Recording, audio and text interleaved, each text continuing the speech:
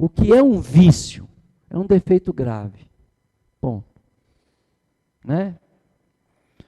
Que torna você inadequado para uma atividade. Então, o vício nos torna inadequados para uma função. E os vícios podem ser físicos e podem ser emocionais. Nós gostamos só de condenar os vícios físicos. O álcool, a maconha, a cocaína, a droga, que é físico. Causa uma dependência emotiva, também causa. Mas inicialmente é mais físico. Depois gera uma dependência emotiva, né? Agora, por que os vícios existem? É muito simples, né? A sociedade estimula os vícios.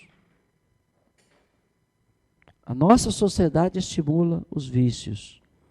Porque a nossa sociedade estimula o prazer. Por ela estimular o prazer, ela estimula os vícios. É automático, né? Muitas pessoas estão procurando o prazer que o vício dá. Todo vício nos dá prazer e satisfação, todo ele. Mas para aliviar a dor, eu recorro ao vício. Eu não recuo, né? Eu estou falando que as pessoas recorrem aos vícios para aliviar uma frustração, para aliviar uma ansiedade, para aliviar um medo, para aliviar uma incerteza. As pessoas se entregam aos vícios. Os vícios são prejudiciais. Por exemplo, o álcool, o que ele causa no trânsito? Morte. As drogas, o que causa na família? Morte.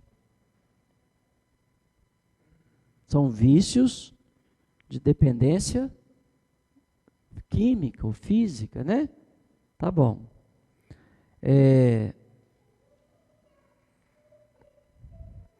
De 8 a 10%, as pessoas são potencialmente alcoólatras. Tá bom? De 8 a 10%. De 6 bilhões, imagina quantos milhões. É muita gente, né? Você pode ser um alcoólatra sem fazer uso do álcool, mas você tem que reconhecer que é um alcoólatra. Se você, numa festa de aniversário de criança, colocou lá um bombom que tem licor, não o coma. Por quê? Porque aquela grama de licor que está ali dentro vai estimular seu organismo a querer mais bebida. Porque você é alcoólatra. Você tem a dependência do álcool. Só que você não usa ele. Mas se você chupar, tomar um sorvete de rum, não vende? Quando você tomar aquele sorvete, todas as células do seu corpo, meu irmão, volta a atenção para mais dose de álcool. E aí, quando você assustar, você já perdeu sua família, sua dignidade, seu trabalho, sua vida. Então, melhor não brincar com o álcool, né? Álcool dá coragem às pessoas, álcool dá energia às pessoas. Por isso que a gente põe álcool no carro, ele anda.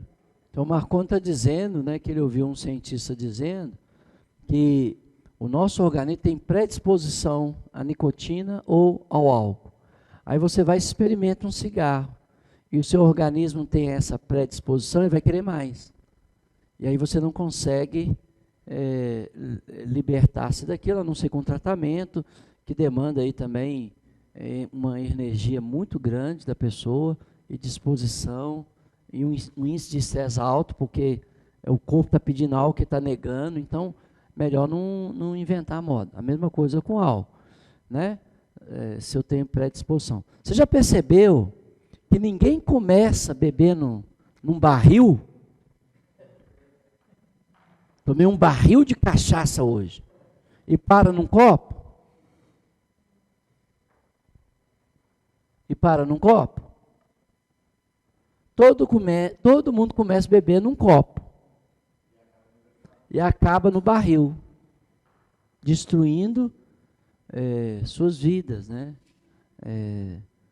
Destruindo as vidas das pessoas que estão próximas. Só, irmão, que não é só o álcool, as drogas, né, que são viciantes, não. Tem outras coisas que também são viciantes. E há uma hipocrisia em nós, porque nós condenamos uma pessoa que fuma porque é dependente da nicotina e não falamos nada, né, com um irmão ou com uma irmã que é dependente do café. Se ele não tomar o café, ele vai ter as mesmas reações que a ausência da nicotina no corpo da pessoa que é viciada na nicotina tem. Ela fica ansiosa, ela fica irritada, ela fica nervosa, ela fica angustiada. Então, olha bem, você está condenando uma pessoa e vai ser condenado porque você pratica a mesma, só que em vez de cigarro, seu problema é o café, a Coca-Cola, né? Tem gente que é viciado, né, em Coca-Cola, viciado mesmo, não consegue ficar. Eu estou contra você beber café? Não. Eu estou contra você beber Coca-Cola? Não. Eu só estou dizendo que é uma hipocrisia religiosa você condenar uma senhora de 70 anos, não vou batizar a senhora não, porque a senhora fuma. Só que você é viciado em café. Se você não tomar o café, você tem dor de cabeça, você fica ansioso, você fica nervoso. É hipocrisia. Né?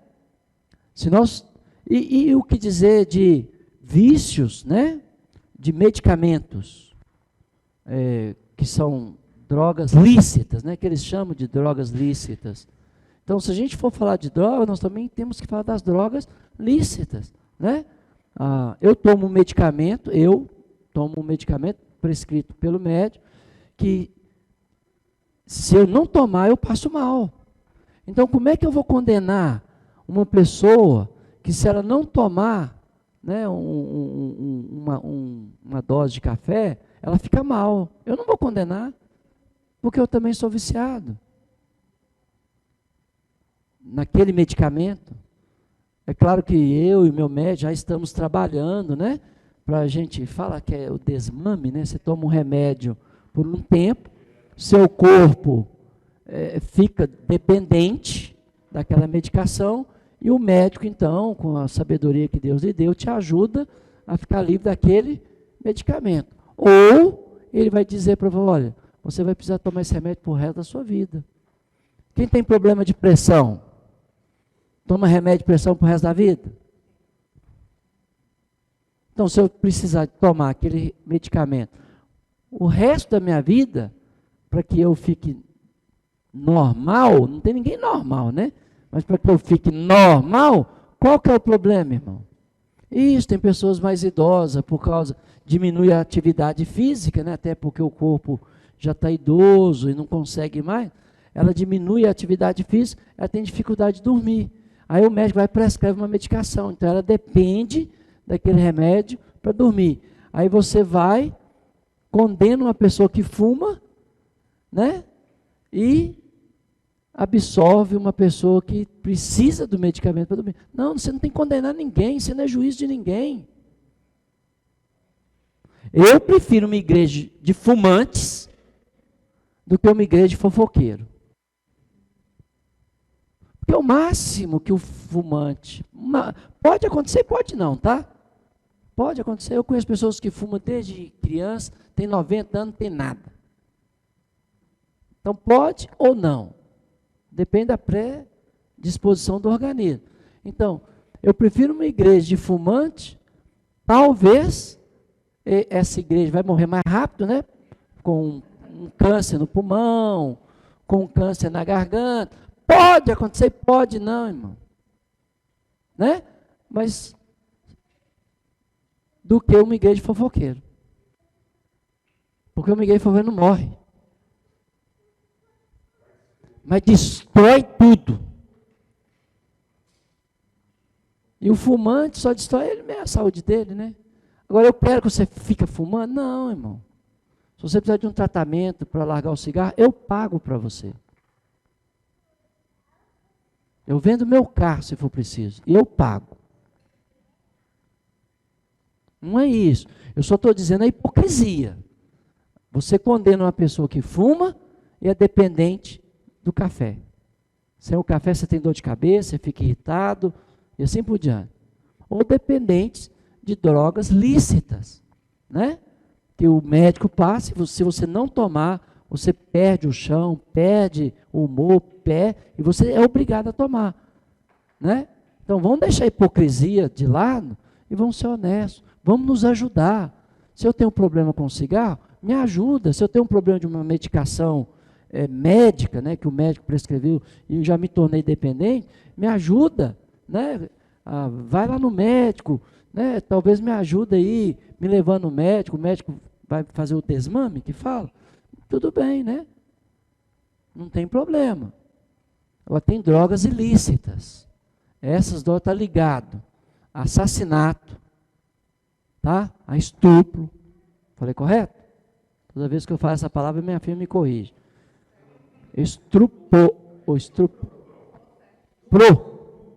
Tá. Você entendeu, né? Tá bom. Tá ligado com roubo, tá ligado. Então, essas drogas, né, se você aproximar dela, você é cúmplice de assassinato, de violência sexual, de roubo, e assim por diante.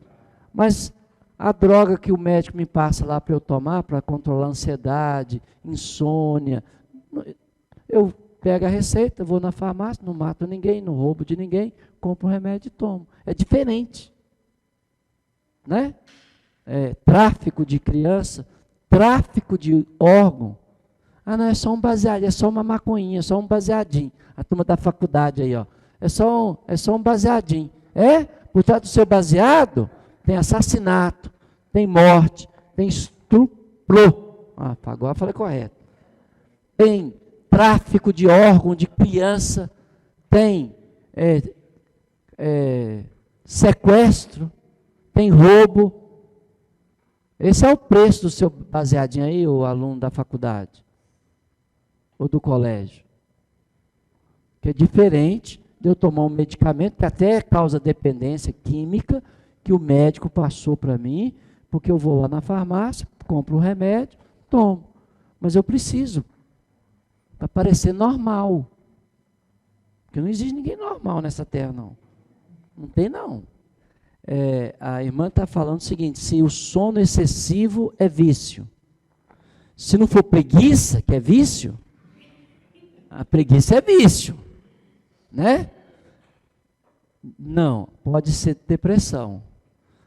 Lembra que os discípulos de Jesus, eu gosto do exemplo da Bíblia, porque tudo que eu falei aqui, irmão, tem exemplo na Bíblia, tá? Tudo é tudo, tá? A Bíblia, é por isso que é a palavra de Deus. Ela é atualíssima, ela fala para todas as situações que nós vivenciamos nos dias que chamamos de dias modernos. Tem nada moderno, mas nada novo debaixo desse céu, mas a gente fala que tem, né? Então deixa para lá. Os discípulos de Jesus, quando Jesus fala, lembra que eu falei que perda causa um índice de estresse muito alto? Jesus tinha acabado de falar com os discípulos, eu vou embora, eu vou ser morto, vocês vão ficar aí. Os discípulos, mas nós não podemos ir com o Senhor? Não, vocês vão ter que ficar. Então lembra que quando eles estão lá no Getsêmani, eles estão o quê? Premidos de sono. Por que eles estão dormindo? Porque eles receberam uma má, Jesus ia embora. Então, diante dessa separação, causou um índice de estresse tão grande nos discípulos que eles não conseguiam ficar acordados. Eles ficavam dormindo. Jesus chegava para eles, acorda. 3 vezes Jesus pediu para eles acordar. E não adiantou nada, né? Que eles dormiram. Então, a separação causa um desgaste emocional tão grande que a pessoa vai para a cama mesmo. Tá? Então, se não for preguiça, preguiça é vício. Porque nós fomos criados para o trabalho. Aí nós somos preguiçosos, aí vamos ficar só na cama, né? Aí é vício. Mas, às vezes, o sono excessivo é sinônimo de depressão. De uma excessiva tristeza. Precisa ser tratado para corrigir esse problema. Então, tirando aí os vícios, né? Como eu disse, né? Tem os de dependência química ilícitos. Por que é ilícito? Porque por trás dele tem tráfico de órgão humano, tem assassinato, tem estupro, tem roubo, tem violência, tem um monte de coisa. E também tem os vícios lícitos, né, que eu diria que seriam as medicações que às vezes nós temos que tomar por causa de um distúrbio mental, de um problema emocional, e esse medicamento causa dependência, e aí com o médico, ele vai trabalhando ali, às vezes nós vamos ter que ficar com esse remédio para o resto da vida, ou às vezes o médico vai tirando aos poucos essa medicação, e você consegue se livrar daquela medicação. Tá. Tirando os vícios de dependência química, lícitos ou ilícitos, né? Nós temos os vícios de dependência emotiva. Quais são eles? Qualquer coisa anormal. Comer demais ou comer de menos. É um vício. Tem pessoas que o prazer dela é comida. E ela vai ter que controlar isso. Vai ter que aprender. Tem que ir no médico, tem que orar a Deus, tem que pedir ajuda a irmãos, tem que confessar o pecado, né? E eu não estou falando de gula não, tá, gente? Se o irmão come 10 pãozinhos de sal, não é gula não. Ele come 10 pãozinhos de sal, o que você tem com isso? Né? Eu não dei conta de comer meio com um trem esquisito que a irmã pôs lá no pãozinho. Mas, né? Mas se comer... Gula tem a ver com a religião, tá? O cara comia para vomitar para comer de novo, aos ídolos, isso que é gula. Tá bom? Então se o irmão enche o prato, às vezes a gente tem festas, aí o irmão enche um prato, olha a gula, irmão. Você, oh Deus, perdoa porque não sabe o que fala. Gula tem a ver com culto a ídolo, que a pessoa passa ali comendo, vomitando, para comer de novo, vomitar em culto ao ídolo. Então não é gula. Às vezes o irmão precisa, talvez, reeducar a sua alimentação e tal, mas não é gula comer 10 pãozinhos se é aquilo que o irmão precisa para ter energia para o trabalho, né? E às vezes o outro não precisa, né? Só uma folhinha de alface. Aí também já é problema, né, gente? É o outro, é o inverso, né? Então, essa questão, às vezes as pessoas comem rápido. Espera aí, a comida, o boi já está morto, você não vai fugir não. O frango já está morto, calma. É porque ela tem ansiedade. Por isso que ela come rápido. Mas tem uns também, das 50 mastigadas. 66. Misericórdia, eu tenho tempo, irmão. Eu só tenho meia hora de almoço. Vamos, agiliza aí, ué. Né? Mastiga mais rápido. Dá um jeito aí. Ou seja, tudo aquém ou tudo além é complicado, né? Sexo. Tem gente que é viciado no sexo, não tem domínio. Esse tratamento, né? A questão tanto fora do casamento, questão da homossexualidade. Gente, é vício, a pessoa aprende aquilo e não consegue sair daquilo. Aí eu tenho amigos homossexuais. Eu converso com eles. Eu falo com eles, não tem problema de sentar com eles e comer com eles, não. Jesus não comia com pecadores? Então, eu não tenho problema. Agora, se você não tem condições, não vá, né? Mas não condena quem faz, né? E nem maltrata as pessoas. Mas a pessoa entra num vício, numa dependência emotiva da outra pessoa. Eu tenho um amigo que falou comigo, olha, eu estou pronto a romper esse relacionamento hoje e ser batizado. Ele falou, de jeito comigo. Depois ele falou assim, só que na hora que eu mais precisei, foi esse homem que me ajudou. Então, qual que é o problema dele? Não era questão sexual, era dependência emotiva. Então você tem que tratar a dependência emotiva para sair daquele relacionamento. Porque o problema para ele não era questão sexual, era questão que aquela pessoa ajudou na hora que ele mais. Não foi o pai dele, não foi um irmão, não foi um homem, foi uma pessoa com tendência homossexual e agora está dependente emotivamente. Tem que quebrar essa dependência para que ela saia, né? Raiva. Tem pessoa que só vive com raiva. É vício. Ela não controla a raiva. Tudo que não se controla é vício. Palavrão. Tem pessoas que só sabem falar palavrão. É vício. É vício. Ela não consegue parar. Não é que ela não quer, ela não consegue. Ela depois ela até fica com raiva dela mesma, mas ela não consegue. Olha, fofoca. Tem gente que se não fizer uma fofoca durante o dia, ela morre. Ela fica doidona. Sobe na parede, irmão. Então ela tem que controlar. Está vendo, irmãos? Por isso, quando você condena, você é condenado? Porque você pratica as mesmas coisas, só muda os nomes. E fofoca mata igual cocaína.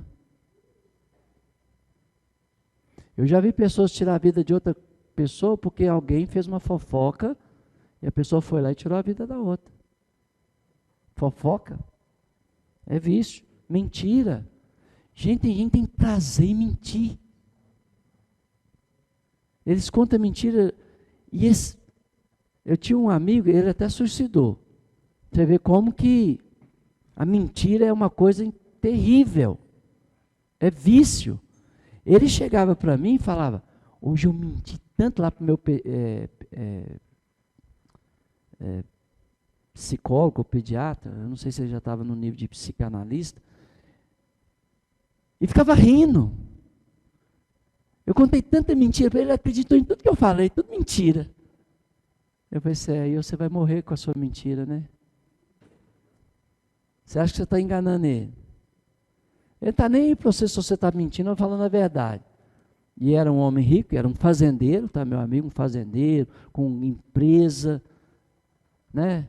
Levava os irmãos da igreja tudo para a fazenda, ele matava boi, fazia churrascão, um boi inteiro, irmão. Olha que legal. Mas com o psicanalista dele, ele mentia. E quando ele vinha conversar com a gente, ele ria. Irmão, você não sabe quanta mentira eu falei para o meu psicanalista. Eu pensei, acho que você está enganando ele. Os R$ 500 da consulta que você paga, ele recebeu. E você continua com a sua doença. Ele suicidou. Graças ao bom Deus, ele não morreu diretamente no ato do suicídio, consciente, não tinha mais jeito. Acho que tomou soda cáustica, alguma coisa assim. Não, aí feriu tudo por dentro, né? Aí, lá no hospital, ele pede perdão à família, escreve uma carta para a igreja, pede perdão à igreja, pede perdão a Deus. O resto é com Deus, né, irmão? Mas pelo menos ele teve um tempo de cair em si, como filho pródigo, e pedir perdão à família, a Deus, à igreja. Eu creio que ele foi salvo, né? Ele era um irmão fiel, mas tinha esse vício. E ele mentiu para quem podia o ajudar, para um profissional da saúde. E acabou tirando a própria vida. O Evanildo disse que tinha um amigo que ele era um mentiroso profissional, né? Ele acreditava na mentira que ele falava. E ele ficava tão mal com isso, mas que ele mentia, né? Olha, irmãos, uma mentira falada 1000 vezes passa na mente das pessoas como verdade. Uma verdade falada uma vez passa na mente das pessoas ser mentira. Então, você quer pior mentira do que a mentira religiosa? Está cheio de pastores mentirosos aí, enganando você. dizendo que tem o poder para o seu problema. Ele é Jesus? Ele é Deus, por acaso? Ele só fala isso para te iludir, para te enganar, né? Ele fala um monte de bobagem em nome de Deus. E as pessoas estão acreditando na mentira, né? Por quê? Porque elas não amam a verdade. Em tais casos, Deus entrega essas pessoas, né, a operação do erro para serem condenadas. Por quê? Porque não amam a verdade. Está escrito isso na Bíblia ou não? Está. Na carta de Paulo aos irmãos na cidade de Tessalônica. Depois você lê os 2 livros de Paulo aos Tessalonicenses e você vai ver isso lá, né? Gente, tem pessoas que é negativista. É um vício. Como eu disse, ela não vê nada de bom, nem nela, nem em ninguém. É só ruim, só coisa ruim, né?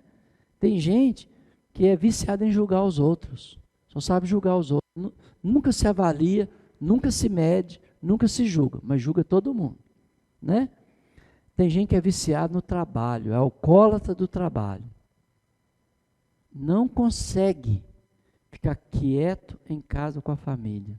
Não tem tempo para um futebol com o filho, não tem tempo para uma reunião escolar do filho, não tem tempo, só trabalha, trabalho. Tem que é viciado em televisão, né? Só o dia inteirinho na televisão, não consegue sair. Hoje, nas mídias sociais, né? Tem gente que é viciado na violência. É um vício. E ele tem que ser tratado, né? Tanto é que a gente chama alguns deles de o quê? Psicóticos, né? Neuróticos. O que é uma pessoa psicótica? Pessoa que perdeu toda a sensibilidade. Por isso que os crimes que elas praticam tem aquele requinte de crueldade. Ela corta o seu dedinho, depois o seu dedão, depois sua orelha, porque ela não tem sentimento nenhum. Por isso que tem essa crueldade, né? E outros vícios, né? Olha, irmãos, para a gente ser feliz, nós precisamos nos libertar dos nossos vícios, seja de dependência física, química ou emotiva. Então, vou te sugerir 12 passos que os alcoólatras anônimos usam. Eu até escrevi aí um livro, Cura Interior, que você pode pegar os 12 passos nesse livro que eu escrevi, Cura Interior. Está aí na biblioteca, em forma de apostila ainda, mas mais tarde vai virar um livro. 12 passos para mudar. E tem que seguir, né? Primeiro passo. No momento, eu estou sem condições de deixar a mentira. Mas eu creio que há um Deus que me ama e que pode me ajudar. Aí no lugar da mentira, você coloca o seu vício. Eu não tenho condições de parar de trabalhar, eu sou uma máquina. Se eu parar de trabalhar, eu enlouqueço. Eu não consigo tirar um dia de descanso. Então, eu preciso da ajuda de Deus. Se é droga, eu tenho o uso ilegal, né, de drogas ilícitas. E agora que eu entendi que isso por trás tem tráfico, tem morte, tem assassinato, tem violência, tem estupro, tem tráfico de órgãos humanos, tem tráfico de meninas para prostituição. Então, eu não quero fazer parte disso. Então, eu preciso reconhecer que eu tenho o vício. O primeiro passo para qualquer mudança é reconhecer que eu tenho o problema. Segundo passo, eu acredito no amor de Deus, que é maior do que o meu pecado, ou o meu vício. E eu reconheço que Ele pode e que Ele vai me ajudar.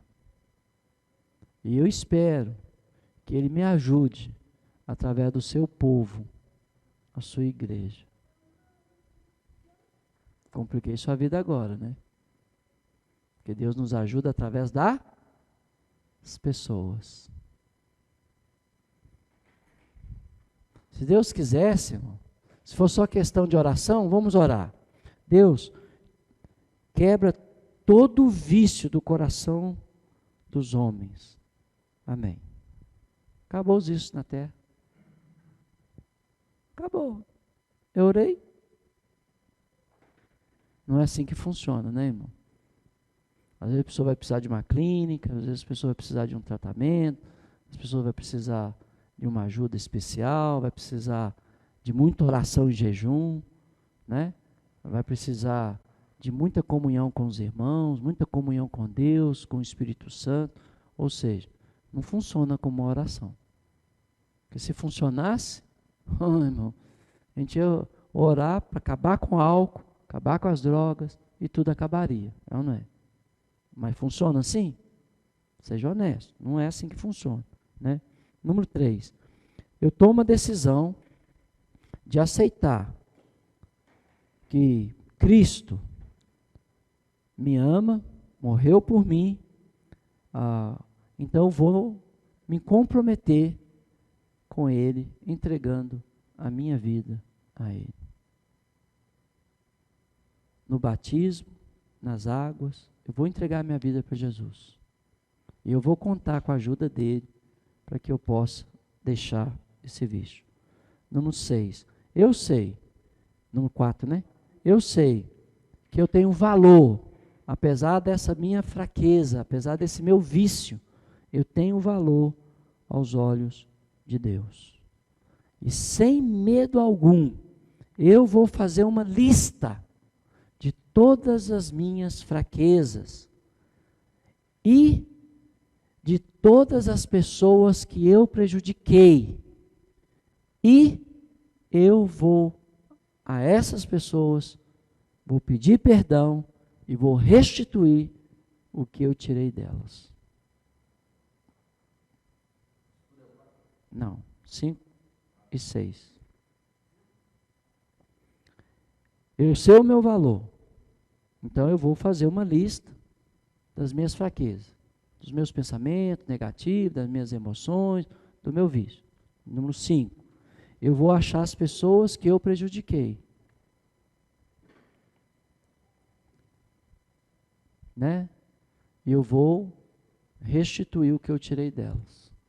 Número 6, eu vou achar pessoas e eu vou compartilhar com elas o meu pecado, o meu vício.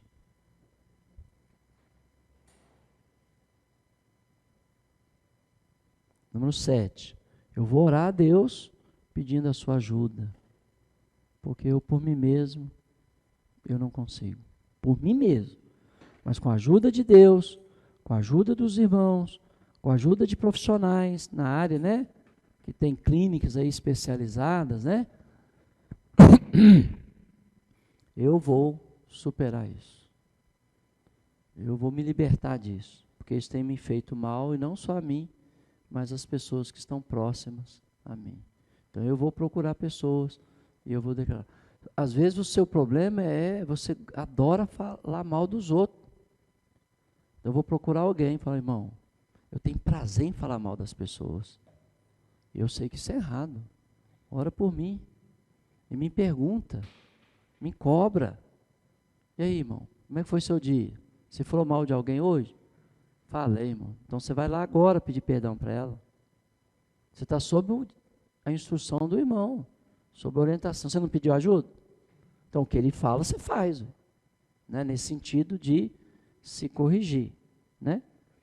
Gente, por que você acha que Deus exigia o melhor do rebanho quando o povo de Israel pecava?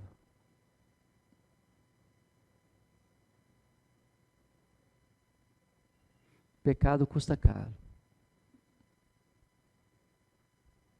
Pecado custa dinheiro e caro.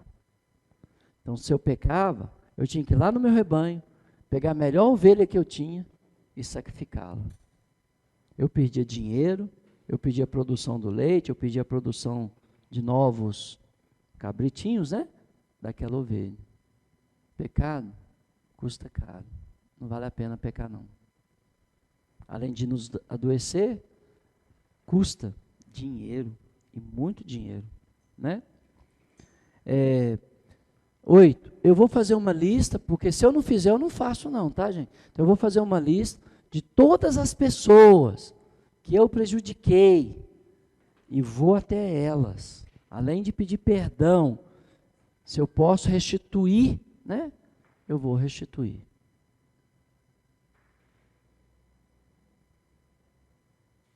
Eu vou fazer algo para compensar o mal que eu causei, né? Às vezes não tem como restituir, né? Se por causa do meu vício eu tirei a vida de uma pessoa, como é que eu trago ela de volta? Não tem jeito, mas eu posso compensar esse mal. Como? Eu posso tirar metade do meu salário agora, já cumpri a pena, já estou trabalhando, e vou mandar para aquela família, até em anonimato, para não saber que sou eu, mas eu vou mandar metade do meu salário para ajudar aquela família, que eu tirei o sustento dela, né? Nossa, se todo mundo fizesse isso, irmão, o mundo era outro. Primeiro, os vícios seriam vencidos. E as pessoas que foram prejudicadas seriam compensadas. No mínimo compensadas. No máximo restituídas, né? Porque eu tomei essa decisão. 9, né? Aquela ideia de eu só não vou restituir ou falar do problema se isso vai prejudicar outras pessoas. Lembra que eu falei que tem pessoas que têm vício do sexo? Só que aí, como é que você vai falar isso? E aí vai complicar a vida de outra pessoa, que vai complicar a família de outra. Aí, meu irmão, é só pedir perdão a Deus, compaixão, e sofrer o dano, né? Porque você não pode expor a vida de outras pessoas. Você não tem esse direito.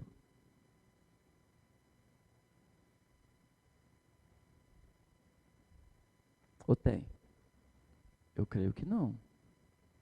Às vezes acontece coisa que não tem como. Você vai ter que contar com a graça de Deus, com o perdão dele e seguir. Porque se você vai expor alguém, você não tem esse direito, né? Principalmente aí em áreas que você vai expor pessoas. Aí não tem jeito. Você não pode fazer isso, né? Judas era ladrão, certo? Jesus expôs ele? Não. Não. Só mais tarde, né, nós ficamos sabendo. Por quê? Porque o apóstolo Pedro, né, e depois os outros apóstolos explicaram por que que João, por que que Judas se enforcou, né? Aí por quê? Porque ele era amante do dinheiro, né? Ele era viciado, né, ao amor, ao dinheiro, né? E ele roubava. Mas Jesus nunca falou com ninguém que João era ladrão. Que Judas, né? Jesus nunca falou que Judas, no tempo da sua carne, né? Assim, no seu ministério. Número próximo, 10. Então, você não pode expor ninguém, tá, irmãos? Aquele problema, né? Que a pessoa quer ficar em paz com a consciência dela, aí ela vai pedir desculpa, mas ela não está arrependida de coisa nenhuma. Ela só pede desculpa para ficar em paz com a consciência. Aí, se eu vou ter que expor o Anísio, isso vai causar um problema danado na vida dele, eu não posso fazer isso. Então eu assumo o dano, papai. Se eu sou passivo de morte, só aplica a lei em cima de mim. Mas eu não vou expor meu irmão Anísio, não. Número 10. Esse negócio de expor pessoas é o 9, tá? Número 10. Eu vou avaliar constantemente a minha vida. Eu vou prestar conta a uma pessoa todo dia. Eu vou pedir um irmão maduro na fé, e eu vou ligar para ele todo dia, se ele me permitir, ou ele vai me ligar todo dia, e eu vou relatar o meu dia para ele. Oi, irmão, eu levantei, eu fui para o seminário, eu fiz isso, eu fiz aquilo, mas no meio do dia, eu tomei uma timbuca, porque é o meu problema. Ora por mim, irmão.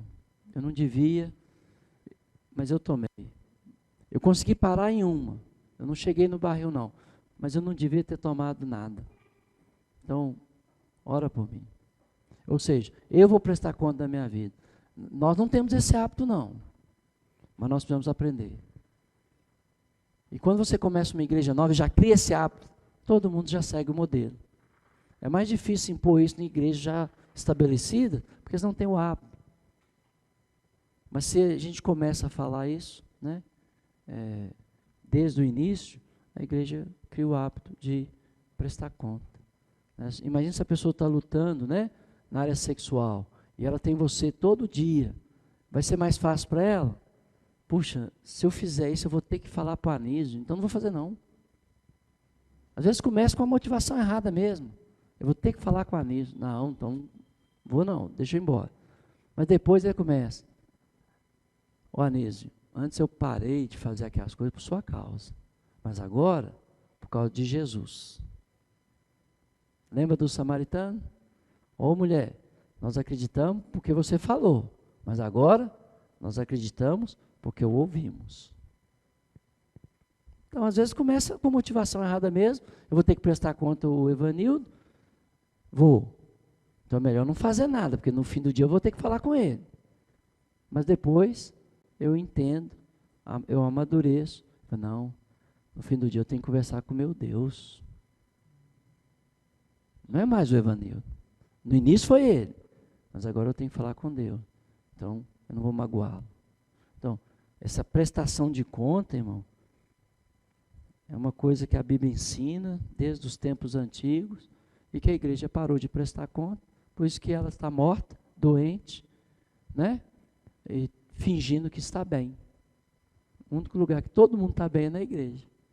Né? Mas está todo mundo doente e quebrado, porque não fala, não confessa os seus pecados. Tá? Número próximo, eu vou orar, né? Jejuar, meditar, eu vou participar de grupos familiares, eu vou participar de grupo de discipulado, eu vou frequentar as aulas da igreja, eu vou frequentar os cultos, eu vou me envolver na vida da igreja. Né? E se eu faço isso, com certeza eu vou superar. Por último, número 12, depois de reconhecer que por causa do meu pecado, do meu vício, eu estava morrendo, né? E prejudicando a vida de outras pessoas, mas que Deus, com seu amor, usando pessoas que também o ama, me ajudou a superar esse vício. Eu vou usar essa minha história para ajudar pessoas que estão enfrentando os mesmos vícios. É um compromisso que você assume de ajudar pessoas que estão enfrentando o mesmo problema que você enfrentou. Agora você é um gigante na fé. Você não esquece que teve uma grande luta para superar um problema na sua vida. E você não vai destratar ninguém. Sabe qual que é o problema de alguns irmãos que se tornam gigantes na fé entre nós? Eles esquecem o que eles eram. Eles eram viciados, eles eram problemáticos, eles eram nada. Tornaram, porque pessoas investiram, por causa da graça de Deus na vida dessas pessoas, Deus investiu, e agora ela é realmente um grande homem, uma grande mulher, mas eles esquecem do que eles eram. Aí começa a destratar os outros, maltratar os outros, desprezar os outros. Em vez de dizer, em vez de fazer como Paulo, né? Eu não sou mais viciado, mas eu me faço de viciado. Eu não sou, para ganhar os viciados para Cristo. Sabe o que levou o apóstolo Paulo a trabalhar mais do que todos os outros? Ele nunca esqueceu que ele era perseguidor da igreja de Deus. Nunca esqueceu disso. Né? Então, quando você esquece que você era uma pessoa e pela graça de Deus se tornou um gigante na fé, você vai acabar atrapalhando outras vidas e destruindo outras pessoas. Mas se você não esquecer que a graça de Deus te valeu, Aí você vai estender a graça de Deus para as outras pessoas. Você nunca vai julgá-las, condená-las, maltratá-las, xingá-las. Você vai amá-las, como Jesus amou Judas até o fim. Tá bom? Faltam uns minutinhos antes das 11 horas. Mais um assunto que também é algo emocional, mas também você pode ver fisicamente, que é a questão da depressão, né? Primeiro, reconheça o que está acontecendo com você. Reconheça, eu estou deprimido. Eu não tenho ânimo de sair de casa, eu não tenho ânimo de sair da cama, eu não tenho ânimo para ver as pessoas, eu não tenho ânimo para trabalhar. Reconheça o que está acontecendo com você. Número 2, peça ajuda. Mas quando você pedir ajuda, peça ajuda a pessoas que ou já superou a depressão, já teve e superou, ou controlou, né? Ou peça ajuda a pessoas espirituais que vão te ajudar. Número 3, comece a fazer coisas pequenas, mas coisas construtivas, né? E você que está ajudando a pessoa na depressão, em vez de você chegar lá e arrumar a casa para a pessoa, você fala, olha, vamos arrumar a casa e vamos fazer o almoço, e você então pede para ela catar o feijão. Ela está fazendo alguma coisa. No fim do dia, ela vai se sentir muito melhor do que se você arrumar a casa dela toda, se você fizer o almoço, se você levar o almoço na cama para ela. Ela vai se sentir inútil se você fizer isso. Mas se você tirar ela da cama e pedir ela para catar o feijão, no fim do dia ela vai se sentir, puxa, eu consegui catar o feijão hoje. Então é um passo que ela deu para a cura. Por quê? Inimigo natural da depressão, trabalho, a luz do dia. Por isso que pessoas em estado de depressão, janela fechada, quarto escuro. Quer ajudar a pessoa? Abre as janelas, deixa o ar entrar, deixa a luminosidade entrar e dá alguma atividade, por mínima que seja, para aquela pessoa, né? Para que ela possa superar aquele estado de depressão. Outra coisa, ajuda aquela pessoa a pensar em alguém e encoraja ela a fazer alguma coisa para aquela pessoa. Às vezes só um telefonema. Tá, olha aqui, ó, o João, tá aqui o telefone, tá aqui o número, liga para fulano, pergunta para ele se está tudo bem com ele. Você providenciou os meios para que a pessoa pudesse fazer algo. Isso que é ser benigno. O amor não é benigno? Ser benigno é providenciar os recursos, não é só apontar o caminho para a pessoa. Além de apontar, providenciar os meios para que ela possa fazer aquilo que você pretende que ela faça, para que ela se cure. Então, não adianta você pedir para ela telefonar para uma pessoa, ela não vai.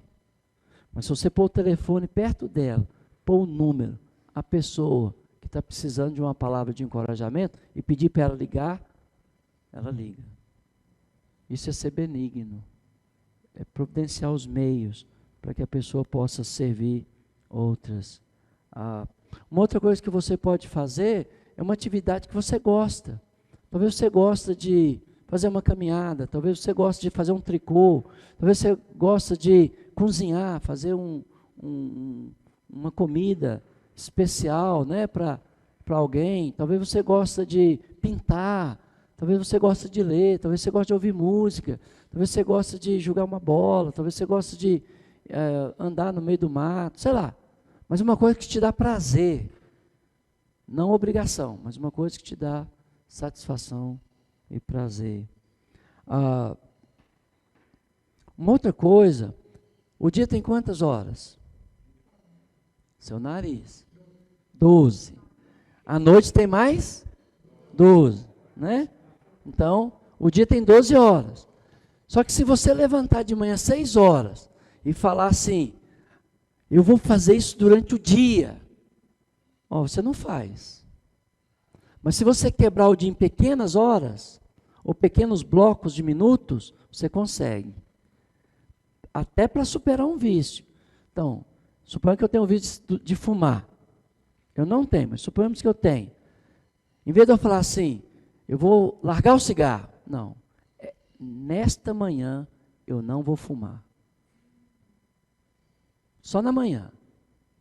Aí, deu meio-dia. Oh, Deus, obrigado. Eu consegui não fumar nesta manhã. Aí, se eu fumar 2 horas, eu não tenho culpa.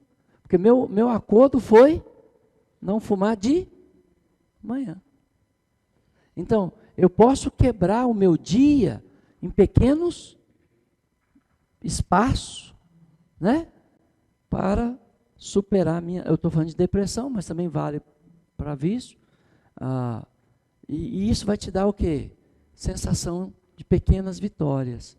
E aí essa sensação de pequenas vitórias, no final, você vai começar a ter grandes vitórias. Não é mais... Eu agora consigo ficar sem fumar de manhã e à tarde. Mas à noite, se eu não fumar, eu tenho dor de cabeça. Então, fuma à noite, meu irmão. Isso não vai te mandar para o inferno. Isso, né? Você vai quebrando. Né? Porque quando você fala 8 e 80, vocês esquecem das 72 possibilidades. E você fica engessado aqui. Ó. Mas se você quebra, né? Suponha que você tem o hábito, né, de fofocar. Né? Não. Hoje eu não vou fofocar. É muito tempo, gente, 12 horas. Para quem tem o vício, é muito tempo 12 horas. Mas se ela falar assim, não, hoje pela manhã eu vou ficar longe do telefone, eu não vou atender ninguém, eu não vou falar com ninguém, porque eu não quero fofocar. Mas na parte da tarde eu ligo para as pessoas, mas de manhã não. Ou seja, pequenas vitórias vai tornar em grandes vitórias. Né? Quebra o seu dia em pequenos espaços. Né? Isso vale para vício, vale para depressão. Tá. Eu não vou conseguir arrumar a casa, mas eu vou lavar o banheiro. Beleza. Mas eu não vou conseguir arrumar a casa, mas eu consigo cuidar do banheiro, então eu vou cuidar do banheiro. Ou seja, quebra. Em vez de fazer tudo, faça alguma coisa. Mesmo contra a sua vontade, faz alguma coisa.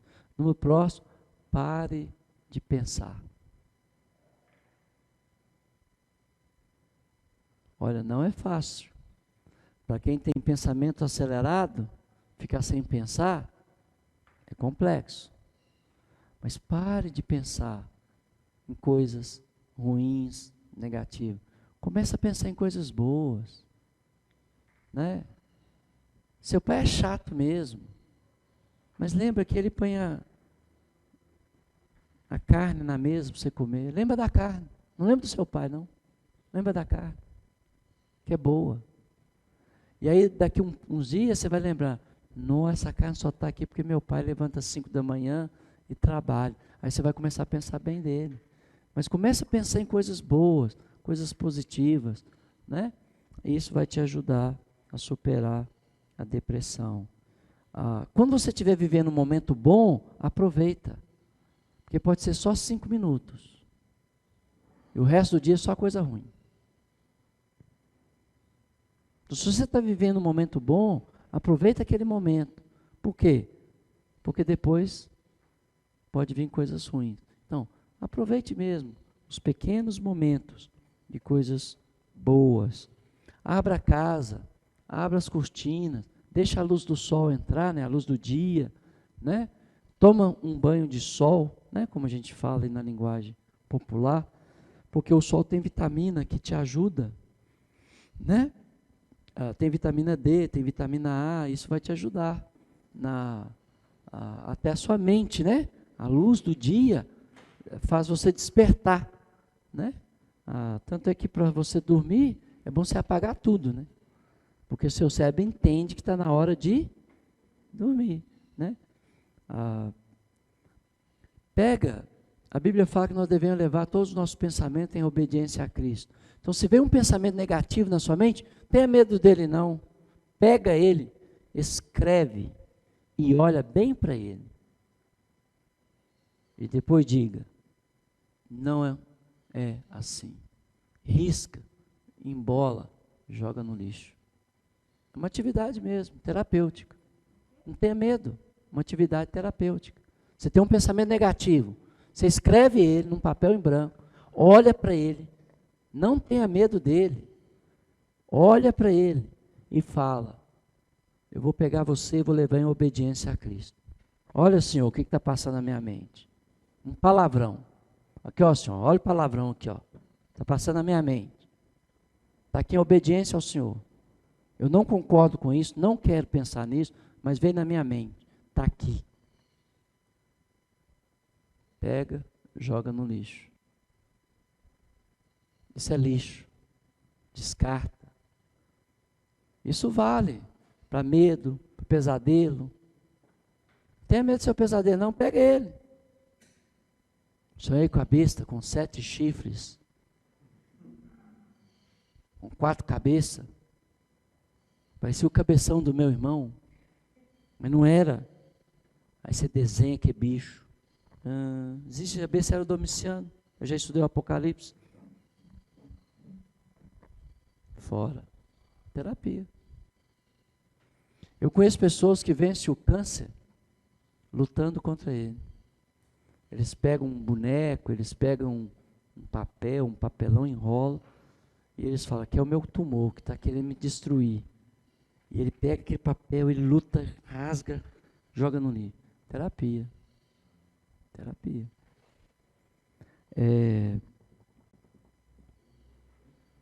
Faça tudo isso. Lembra que a gente tem o fator tempo? Faça tudo por 2, 3 semanas. Se você não melhorar, procura um médico. Olha que você reconheceu, está acontecendo, você pediu ajuda, você procurou servir outras pessoas, você orou, você jejuou, você quebrou o dia em pequenos espaços, você fez um monte de coisa e não está melhorando. Vá ao médico. E se você precisar de tomar um antidepressivo, toma. Você não toma remédio porque você está com problema no estômago? Seu problema é na mente, então precisa de remédio lá. Ó. Se depois que você fez tudo isso, orou, buscou a Deus, né? Confessou, pediu ajuda, quebrou o dia em pequenos blocos, né? Você fez tudo, honestamente você fez tudo. E a coisa não está melhorando. Então talvez você precise de um medicamento que possa aumentar o nível de serotonina, adrenalina no seu organismo. Então você precisa de um tratamento médico, né? E como ajudar o seu próximo que está na depressão? É simples e complexo. É simples. Porque você não deve ver isso como coisa do fim do mundo, né? De crianças, pessoas mais cultas do planeta têm depressão, por causa da agitação do mundo que nós vivemos. Então, a primeira coisa, procure entender a si mesmo. Se você não tem condições de ajudar uma pessoa, né? Se você vai olhar para a cara dela, isso é frescura, isso é bobagem, isso é falta do que fazer. Então você não tem condições de ajudar aquela pessoa. Então, certifique se você não tem nenhum preconceito, né? Com relação, no caso aqui com a depressão. Mas isso serve. Se você vai ajudar um homossexual e você já vai cheio de preconceito, você não vai conseguir. Se você consegue sentar com eles, comer com eles, conversar, rir, né? Não da situação, mas rir de alguma coisa, né? Celebrar a vitória do seu time, beleza. Você, quando tratar do assunto, o ambiente fica tenso, as pessoas ficam sérias, mas eles vão te ouvir. Por quê? Porque você comeu com eles. Você ouviu a questão aí, que às vezes as pessoas ficam falando aí nas redes sociais, é violentar uma pessoa. Isso ninguém tem esse direito. Né? Você agredir uma pessoa porque ela é homossexual. Isso é crime. Você merece ir para a prisão mesmo, está certinho. Eu voto. Mas o pregador vai para a cadeia. Porque você não tem esse direito. Agora, de você comer com os pecadores, amar os pecadores, conversar com os pecadores, Jesus fazia isso ou não? Então pronto. Então você tem que olhar para si mesmo, irmão, e ser honesto. Tem gente que não consegue conversar com esses grupos, né, de pessoas. Tudo bem, você não consegue. Pronto. Você não tem que ir. Mas tem gente que consegue. Então, olhe para si mesmo e veja se você tem condições de ajudar ou não. E seja honesto. Eu não tenho. Então não vai. Deus vai arrumar outro. Ele não depende de você apenas. Ele conta com outras pessoas. Número 2, ora. Ora muito, irmãos. Porque você não vai na sua força, você vai na força de Deus. Você não vai na sua raiva, você vai na santidade do Senhor. Você não vai na sua tristeza, você vai na tristeza de Deus. Porque Deus não quer essas coisas, né? Deus não quer que as pessoas fiquem se destruindo por causa do álcool, das drogas, Deus, por causa da violência. Deus está triste. Então, quando você vai triste, você não vai na sua, você vai na de Deus. E você não maltrata as pessoas. Vocês amam. Número 3, olha, falando da depressão, aceite a pessoa como ela está hoje. Não coloca algo para que ela não consegue realizar. Hoje ela está num estado tão grave e você está percebendo, né? Você vê no rosto dela, você vê na fala dela. Então aceite ela daquele jeito, né? Hoje eu sei que você não está bem e eu respeito você. Então eu vou voltar outro dia, vou voltar outra hora, vou deixar você em paz. Porque eu vejo que você não quer nem conversar. Eu vejo que você nem me quer aqui hoje, né? Gente, eu não sei porque a igreja virou tão hipócrita. Só fala coisa bonita, em vez de falar a verdade, né? Jesus nos pede para estar em verdade. E aí, a pessoa está hoje, exatamente hoje, ela está numa situação muito ruim. Aí você quer que ela esteja como ela estava na segunda. Gente, segunda passou. E hoje é sexta, e hoje ela está péssima. Então aceite ela como ela está hoje. Né? Não tenta mudar ninguém, porque para sua informação você não consegue mudar nem você mesmo. Você vai querer mudar os outros? Aceite a pessoa. Né?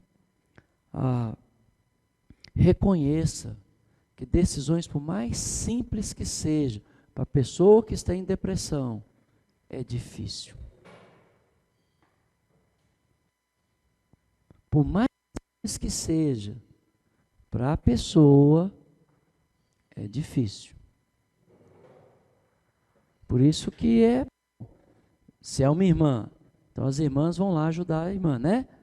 Então, em vez das irmãs arrumar a casa toda, lavar roupa, lavar banheiro, fazer comida, ela vai sentir uma inútil.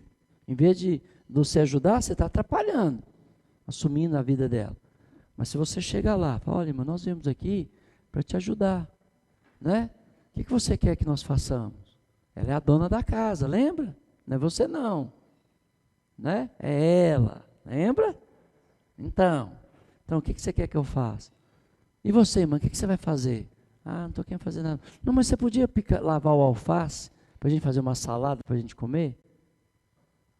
Você deu algo para ela. Mas saiba que lavar o alface para ela é difícil. Não é fácil. Mas se ela consegue, é uma pequena vitória que vocês podem celebrar como uma grande vitória. Porque para você é fácil, mas para ela não é. Ela está deprimida.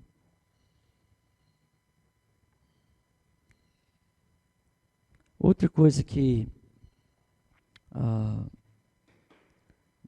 eu acho que em um certo sentido eu já falei, né? Não faça tudo para a pessoa, né? Trate a pessoa como adulta, não como uma criança, né? Você quer fazer esses jovens aí ficar com raiva?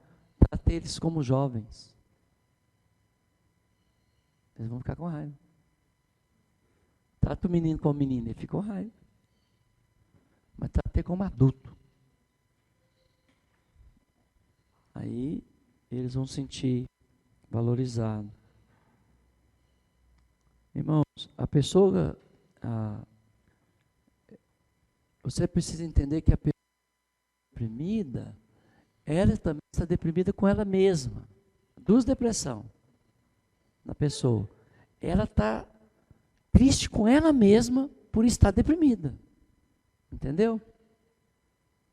Então, você precisa ajudá-la a ver que ela tem valor, que ela tem significado, que ela não precisa ficar triste por estar deprimida, que isso faz parte da vida. E se você já passou por uma fase de depressão, você fala, eu já passei por isso. Né? E hoje eu controlo. Sabe como eu controlo, irmão?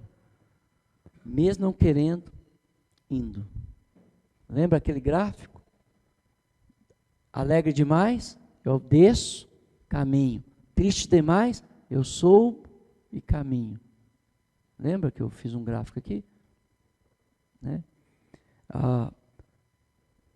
Por favor, evite consertar a pessoa. Ela não é máquina. Eu posso consertar o seu carro, mas eu não posso consertar você não tem jeito. Eu posso consertar a sua geladeira, mas eu não posso te consertar. Então, para de querer consertar as pessoas, né? Deixa a pessoa falar. Você não foi lá? Então deixa ela falar. Um dia eu fui falar com um irmão, né? Estava nesse estágio e com atitudes bem complexas. Ele falou, já que você veio aqui para eu falar, não foi? Eu fui. Então você vai ouvir. Tá bom. 4 horas ouvindo.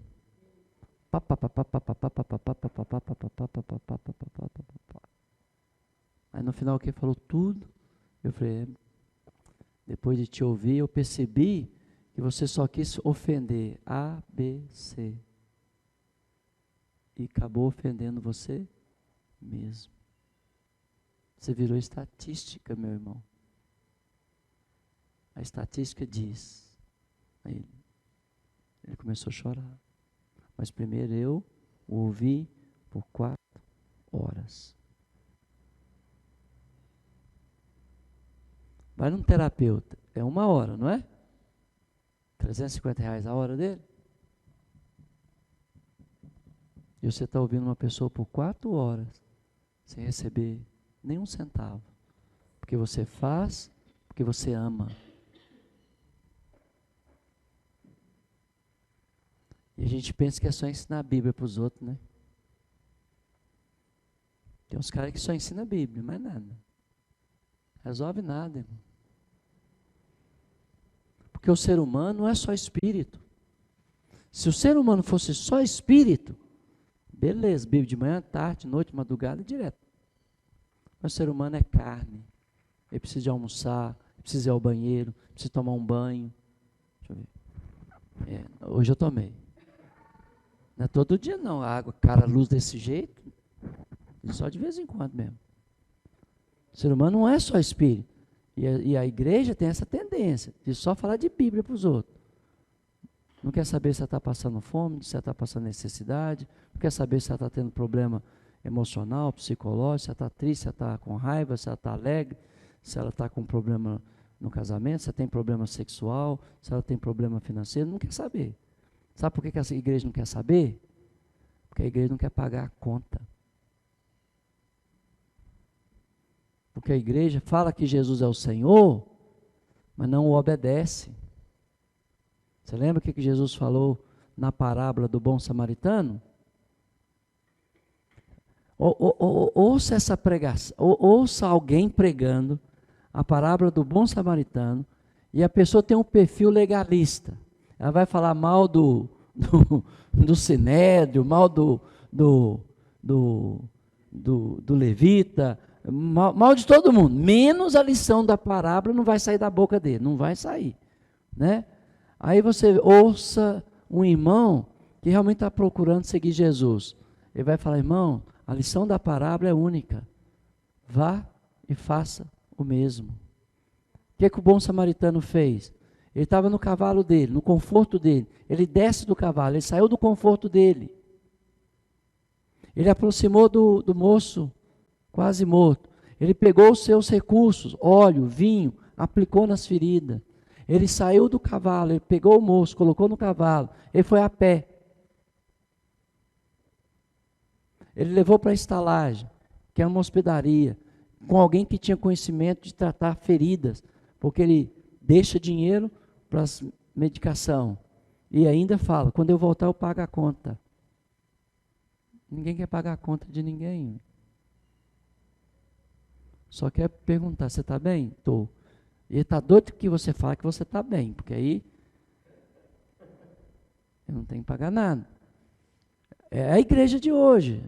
A igreja de hoje virou uma igreja que não importa com as pessoas, não obedece Jesus. Jesus é o Senhor. E Jesus diz naquela parábola, vá e faça o mesmo. É você pegar a chave do seu carro, entregar para uma família longe, que não tem recurso nenhum, para que ela possa vir para a congregação. E você vem a pé. Eu conheço irmãos que fazem isso. Atravessa a cidade, até 2 cidades, deixa o carro com a família, pezinho para a reunião, e ele vem a pé com a família dele. Ele está seguindo Jesus. Vá e faça o mesmo. Ele que pôs a gasolina, então ele gastou o dinheiro dele. Ele pegou o ônibus de volta para casa, então ele teve que pagar a conta de voltar para casa. Irmãos, é esta igreja que eu quero ser. Eu não quero ser outra igreja, não. Eu prefiro ser do mundo, mas honesto, do que da igreja hipócrita. É ou não é? Agora, é o que eu prefiro. Você pode preferir o que você quiser, até porque você é livre, né? Então, evita concordar ou discordar da pessoa deprimida. Evita, tá? Porque, na verdade, ela não sabe o que fala. Tá muito misturada as emoções, o sentimento, as palavras. Então, fica neutro, só ouça, né? De vez em quando você põe uma pergunta, de vez em quando você coloca uma interrogação, uma dúvida, né? Porque isso vai levar o cérebro dela a pensar depois que você for embora, né? Pede ela para fazer uma lista de coisas que ela gostaria de fazer. Aí ela vai escrever um monte de coisa que ela gostaria de fazer. Faz um plano de fazer uma atividade juntos, você e a pessoa. Às vezes uma caminhada, às vezes tomar um sorvete numa sorveteria. Alguma atividade juntos. Né? Eu vou passar aqui para a gente sair, tomar um sorvete junto. Meia hora, irmão. Marca tempo. Meia hora. Para essa pessoa é muito tempo. Para você não, mas para ela é. Hoje eu passo aí, te pego, a gente sobe a rua, toma um sorvete, eu te deixo na sua casa, a gente vai embora. Eu vou embora. Né? Ajude ela a servir alguém, já falei. Ajude ela a fazer as coisas do dia a dia. Ajuda ela a fazer. Não faz. Tudo. Tá?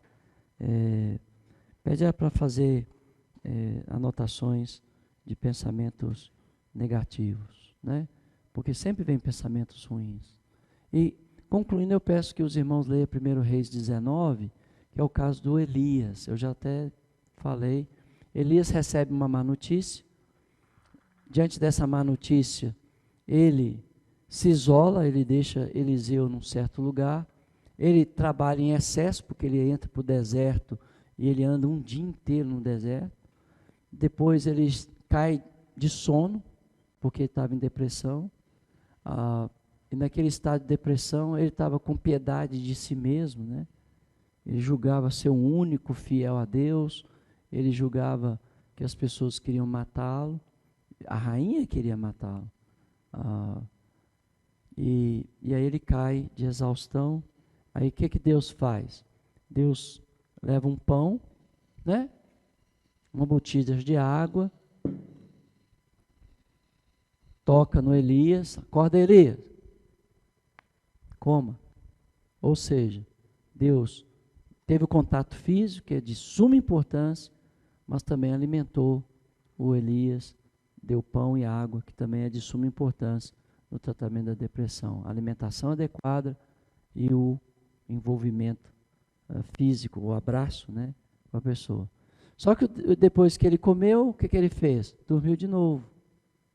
Aí volta o Senhor, toca no Elias, dá pão de novo, dá água de novo e dá uma viagem para ele. Aqui foi a viagem. Come, alimenta, porque você vai fazer uma viagem. Aí Elias, tá bom, ele comeu, alimentou, foi na viagem. Aí ele foi até o Monte Horebe, na casa de Deus, tá, gente? Chegando lá na casa de Deus, né? E ele não se envolve, ele entra dentro de uma caverna, lá no Monte Horebe. O que Deus faz? Deus faz acontecer um monte de coisas, né? E é interessante, porque lá diz que Deus não estava no vento, Deus não estava na quebra das pedras, Deus não estava, num monte de situações Deus não estava. O que Deus estava dizendo para Elias?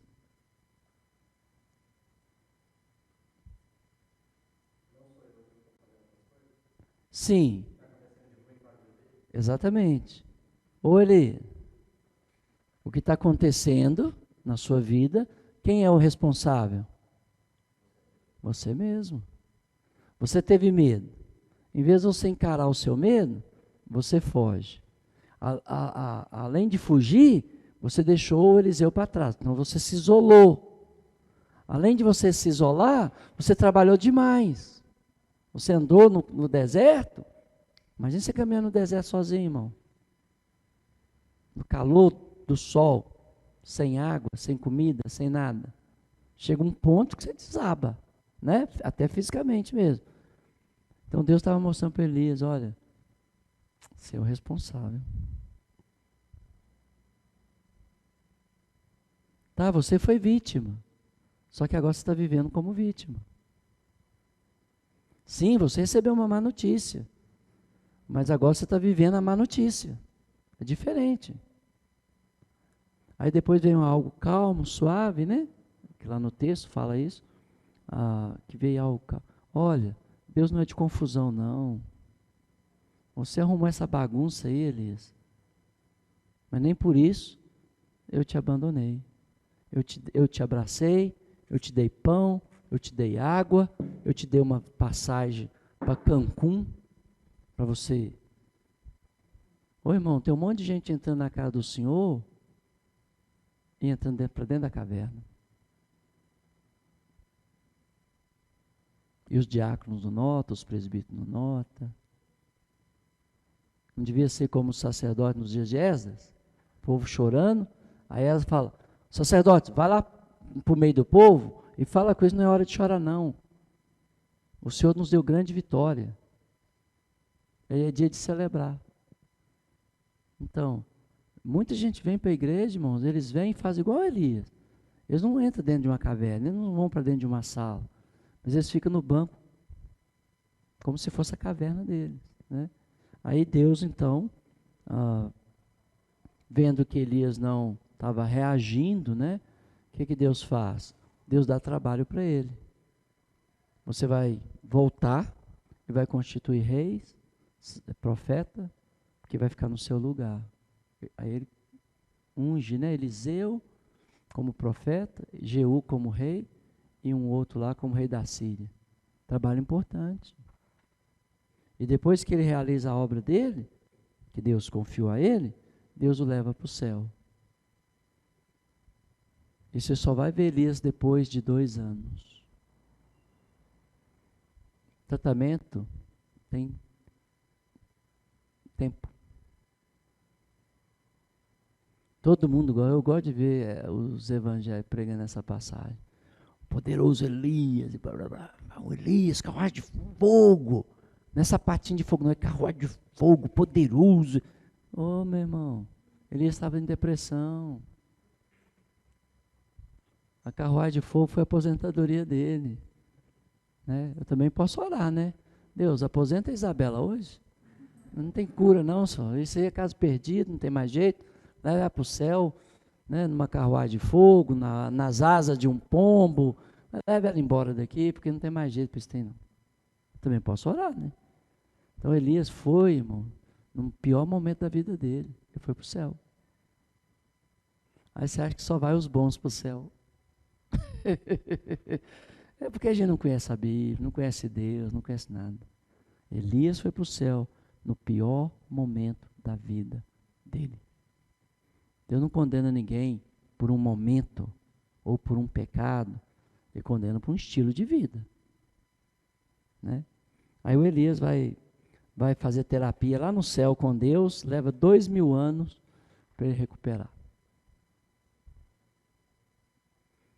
Aí quando ele vem, né, ele vem todo posudo, né? Chega ele e Moisés. Jesus estava angustiado, lembra? Aí eu falei, agora eu estou curado, Senhor. Então vou te dar uma moralzinha. Eu sei o que é passar pelo que o Senhor vai passar. Né? O Moisés, eu sei o que é. Então, quem que ajudou Jesus? Moisés e Elias. Lembrando que Jesus estava...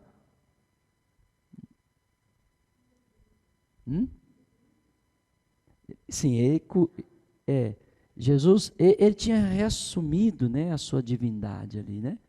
Ele se transfigurou, ele tinha reassumido a sua divindade. Então, a própria Bíblia fala, né, que ele brilhava, né, assim, então ele reassumiu a sua glória. Mas ele, como homem, ele ia morrer como homem, né? Então a Bíblia fala que Moisés, Elias foi para consolá-lo.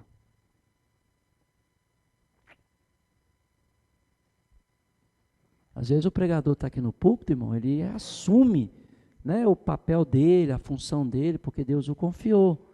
Mas quando ele desce, ele está tão exausto, tão cansado, tão angustiado, que precisa do consolo dos irmãos. Só que ninguém entende isso. Olha aí para você ver que legal. Jesus reassumiu a sua glória. Mas Moisés e Elias veio para consolá-lo. Né? Porque ele ia passar por dias difíceis lá em Jerusalém. Né? Momentos difíceis lá em Jerusalém. Culminando a sua morte de uma forma terrível. Né? Então, às vezes você como mãe, você assume sua função.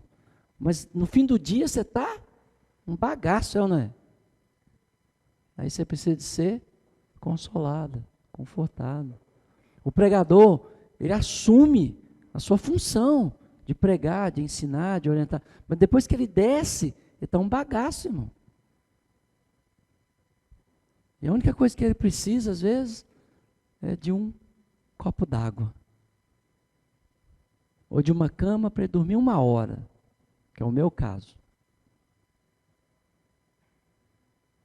Você não sabe o esgotamento físico que eu tenho depois que eu prego, depois que eu dou uma aula. Sou homem, não sou super-herói americano, não. Inclusive no Brasil não tem nem super-herói, tem? Até o México tem, o Chapolin Colorado.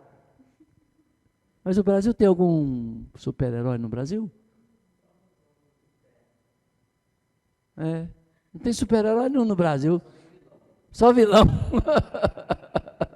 Né? Nos Estados Unidos tem o He-Man, tem o Homem-Aranha, o Homem de Ferro. No México já caiu um pouquinho. É o Chapolin Colorado. Né? E no Brasil? Não tem nada. Tem nada. Mas as pessoas acham que não. Né? Agora, infelizmente, é culpa de muitos pregadores. Que em vez de falar, né, que é homem, ele se projeta como um semideus, um deus grego, assim, entendeu? Cara que não tem sentimento. Então. Não, eu sou homem. Toda aula que eu dou, toda lição que eu prego, ao término eu estou exausto, estou cansado, a carne é fraca. Nesse sentido eu posso usar essa expressão. A carne sente. Né? E aí... eu tenho que deitar. Eu tenho que descansar. No mínimo 1 hora. Aí depois eu estou pronto de novo para fazer qualquer outra coisa. Mas se eu não fizer isso, eu vou arrastar o resto do dia. Não vale a pena. Eu prefiro deitar, recuperar, depois continuar o dia. Né? Então, eu estou dizendo isso para mostrar para os irmãos que nós somos homens, servindo a Deus. E ao mesmo tempo, outros homens, outras mulheres, outras pessoas que também são humanos, não são divinos, não são super-heróis, não são poderosos, são seres humanos. Tem qualidades, tem virtudes, tem talentos, tem força, mas também tem fraqueza, tem desânimo, tem tristeza, tem dor. É esse grupo de pessoas que nós queremos dar uma atenção especial. Que esse cara que desce fogo, não quer nem ver eles. Já estão bom. Só não precisa de médico, não precisa. Se você ouviu o salmo de ontem, Deus falando com juízes, sois deuses. Que eu mandei no grupo que eu mando, né? Vocês não julgam com justiça o fraco, o pobre, o necessitado, o desanimado. Não está lá no salmo? Então nós estamos aprendendo a lidar com esse grupo de pessoas. Né? Olha o que diz os salmos, quando fala que os juízes, né, são deuses. Capítulo 20, não é capítulo, né? Salmo não tem capítulo. Salmos 82, verso 1. Deus assiste na congregação divina, no meio dos deuses, estabelece o seu julgamento, Ele assiste na congregação divina e no meio dos deuses, Ele estabelece o seu juízo. Aí as pessoas falam, lá no céu tem os deuses, não é isso. Deus assiste no céu e Ele julga no meio dos deuses. E olha bem, aí Ele fala, até quando julgareis injustamente? Então Deus está julgando no meio dos deuses, que são os juízes, os príncipes, os reis de Israel. E tomarei partido pela causa dos ímpios. Quantas vezes os juízes, né, tomam partido a favor do ímpio e condenam o inocente. Aí ele fala, fazei justiça ao fraco, ao órfão, procedei retamente para com o aflito e o desamparado, socorrei o fraco e o necessitado, tirai-o das mãos dos ímpios. Então essa congregação, esse juízo que Deus estabelece no meio dos deuses, né? Esses deuses são os juízes, os príncipes, os reis de Israel. Tanto é que mais tarde Jesus fala, eu não estou entendendo vocês estão me querendo apedrejar porque eu falei que eu sou filho de Deus, vós mesmos chamais vós de deuses. Porque os juízes de Israel deveriam ser como Deus é no céu. Moisés foi chamado de Deus ou não? Foi. Sobre Arão. E Arão, seu profeta. Mas olha quem, irmão, nós devemos cuidar, Vou repetir. O fraco, o órfão, o aflito, o desamparado, o fraco, o necessitado. Você já viu irmãos que só gostam de ficar com irmãos, entre aspas, saudáveis? Porque não são não, tá? Eu faço umas 3 perguntas para qualquer um deles, eu mostro que eles não são. Então, nós devemos, principalmente nós, os irmãos, os alunos do seminário, quando a congregação estiver junto, olha, aquele irmão está triste, deixa eu ir lá falar com ele. Né? Não fica falando entre vocês não, você já fala a semana inteira. Aquele irmão está triste, deixa eu ir lá conversar com ele. Né? E aí, no final, se der tempo, você fala com a Anísio, você fala com o Evanildo, você fala com a Gisele. Né? Por quê? Deus está chamando a atenção dos juízes. Para dar uma atenção especial para quem? Por forte? Por fraco. Por amparado? Por desamparado. Então, vamos terminar, né? Que Deus te abençoe.